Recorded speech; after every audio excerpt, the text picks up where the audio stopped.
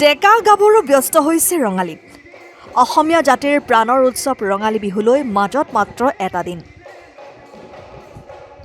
বিপণীয়ে বিপণীয়ে ভিৰ কৰিছে বিহুপ্ৰেমী ৰাইজে।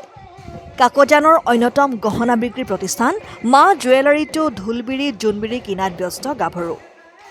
নিৰ্বাচন শেষ হোৱাৰ লগে লগে ব্যস্ত হৈ পৰিল অসমীয়াৰ বিহুপ্ৰেমী ৰাইজ। শদিয়াৰ পৰা ধুবুৰীলৈ এতিয়া কেৱল ঢোল পেপাৰ শব্দ আৰু ডেকা গাভৰুৰ বিহু নাচেৰে মুখৰিত। চাৰিওফালে এতিয়া ৰঙালীৰ উচ্ছ্বাস, প্ৰস্তুতি আৰু আনন্দৰ বতাহ। কাকজানৰ এখন অন্যতম পুৰণি গহনা বিক্ৰী প্ৰতিষ্ঠান মা জুৱেলাৰীটো গাভৰু বোৱাৰী জীয়াৰীসকলে ঢোলবিৰি জোনবিৰি গহনা কিনাত ব্যস্ত দেখা পোৱা গৈছে।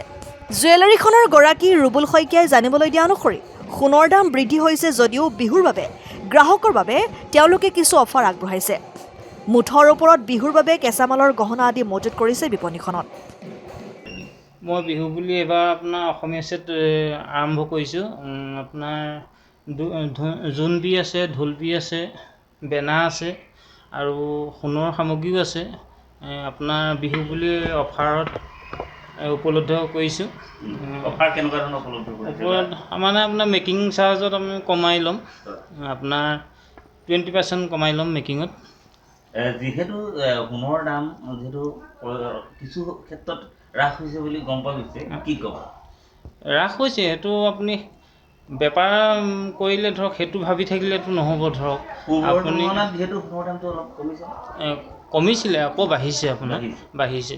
যিহেতু এই ৰঙালী প্ৰাকখনত এইবাৰ দোকানত আপোনাৰ কেনেকুৱা চাহিদাটো ঠিকেই আছে। আপোনাৰ ৰাইজৰ আশীৰ্বাদত ধৰক চলাই আছোঁ, কম পৰিমাণে হ'লেও চলাই আছোঁ, কোনো অসুবিধা পোৱা নাই।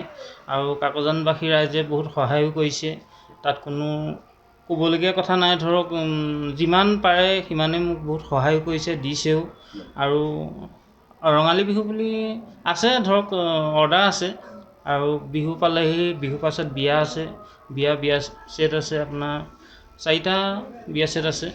আৰু সৰু সাধাৰণকৈ আপোনাৰ ক'বলৈ গ'লে ৰেডিমেডো বস্তু আছে। ধৰক যিহেতু আপুনি ৰেডিমেড বস্তুবিলাক ৰাখোঁ আছে, ধৰক আপোনাৰ আঙুঠি আছে, ফুলি আছে, যি বিচাৰে ধৰক মোৰ গুৰিত উপলব্ধ আছে।